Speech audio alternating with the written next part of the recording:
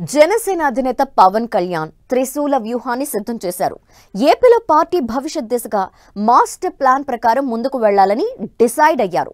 Janasena party తీసుకున్న త్రిశూల వ్యూహం ఇప్పుడు రాష్ట్ర రాజకీయాల్లో కొత్త చర్చకి దారితీసింది. 3 దిశల్లో పార్టీని మరింత బలోపేతం చేయటమే లక్ష్యంగా పవన్ అడుగులు వేస్తున్నారు. ఇంతకీ వ్యూహంలో కీలకమేంటి? దీని అమలులో సవాళ్లు ఎదురు కావటం ఖాయమా?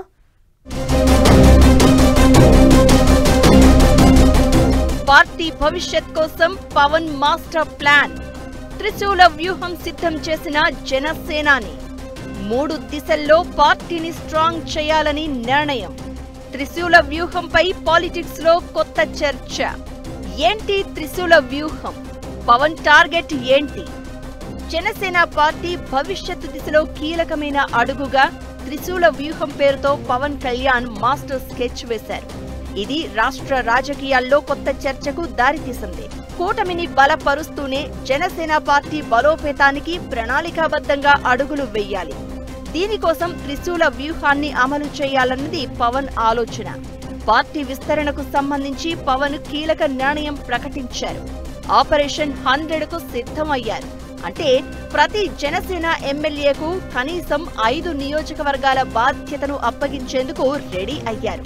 ప్రతి ఎమ్మెల్యే, ఎంపీ, ఎమ్మెల్సీ 5 నియోజకవర్గాల చొప్పున బాధ్యత తీసుకుని పార్టీ శ్రేణులతో మమేకం కావాలని, జన సైనికులు, వీర మహిళలకు భరోసా కల్పించాలని, వారితో పాటు నియోజకవర్గంలో విస్తృతంగా పర్యటించాలని సూచించారు పవన్. 3 దిశల్లో పార్టీని బలోపేతం చేసే లక్ష్యంతో రూపొందిన ఈ వ్యూహం పార్టీ భవిష్యత్తు దిశను, కూటమి సమీకరణాలను ప్రభావితం చేసే ప్రయత్నంగా కనిపిస్తోంది. త్రిశూల వ్యూహం 3 ప్రధాన అంశాలపై సాగుతోంది. ప్రభుత్వంలో పాత్ర, పార్టీ బలపరచడం, ప్రజా సంబంధాలు. మొదటిగా ప్రభుత్వ వ్యవహారాల్లో చురుకుగా పవన్ కళ్యాణ్ ప్రస్తుతం ఉప ముఖ్యమంత్రిగా కీలక నిర్ణయాల్లో పాల్గొంటున్నారు. ప్రజా సమస్యలను ప్రభుత్వ స్థాయిలో పరిష్కరించడమే కాకుండా జనసేన హామీల అమలుపై కూడా దృష్టి సారిస్తున్నారు.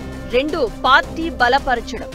ఎన్నికల తర్వాత కూడా క్యాడర్ మోటివేషన్ నిలబెట్టడం, బూత్ స్థాయి దాకా పార్టీలో చైతన్యం కొనసాగించడం మీద ఫోకస్ చేస్తున్నారు. సమన్వయకర్తలకు నేరుగా సూచనలు ఇచ్చి పార్టీని వ్యవస్థీకృత దిశగా నడిపించే ప్రయత్నం కనిపిస్తోంది. 3వది ప్రజా సంబంధం. అధికారంలో ఉన్నప్పటికీ జనాల మనసుకు దగ్గరగా ఉండే విధంగా పవన్ కళ్యాణ్ వ్యవహరిస్తున్నారు. రాష్ట్రంలో పర్యటనలు, ప్రజా సమావేశాలు, సమస్యలపై వెంటనే స్పందించడం, ఇవన్నీ ఈ వ్యూహంలో భాగంగానే చూస్తున్నారు విశ్లేషకులు. గత ఎన్నికల్లో మిలియనీర్స్ మద్దతుగా నిలిచారని, వచ్చే ఎన్నికల్లో జెన్జీని ఆకట్టుకునేలా పనిచేయాలని పవన్ సూచించారు. నిజానికి యువతలో పవన్ క్రేజ్ గురించి ప్రత్యేకంగా చెప్పాల్సిన అవసరం లేదు.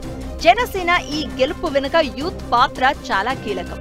అయితే ఇప్పుడు జెన్జీని ఆకట్టుకోవాలన్న పవన్ మాటల వెనుక భారీ వ్యూహమే కనిపిస్తోంది.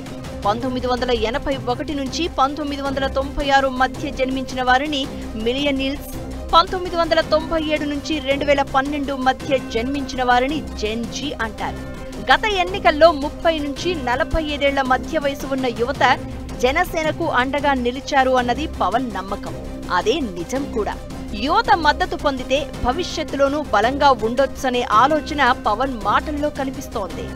దీనికోసం జెన్జీని ఆకట్టుకునే వ్యూహం కూడా సిద్ధం చేస్తున్నారు. ఇక త్రిశూల వ్యూహం అమలులో సవాళ్లు ఎదురయ్యే అవకాశాలు ఉన్నాయన్న చర్చ కూడా సాగుతోంది.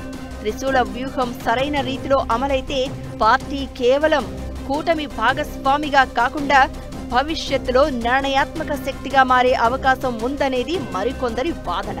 ఇక ఈ వ్యూహం కేవలం రాజకీయంగా మాత్రమే కాదు, పవన్ కళ్యాణ్ ఇమేజ్ మేనేజ్మెంట్ స్ట్రాటజీగాను భావిస్తున్నారు. ఒకవైపు జనాలతో అనుసంధానం కొనసాగిస్తూ ఈ త్రిశూల వ్యూహాన్ని అమలు చేసేలా ప్లాన్ చేస్తున్నారు. మరి ఇది ఏ లెవెల్లో వర్కౌట్ అవుతుందో చూడాలి.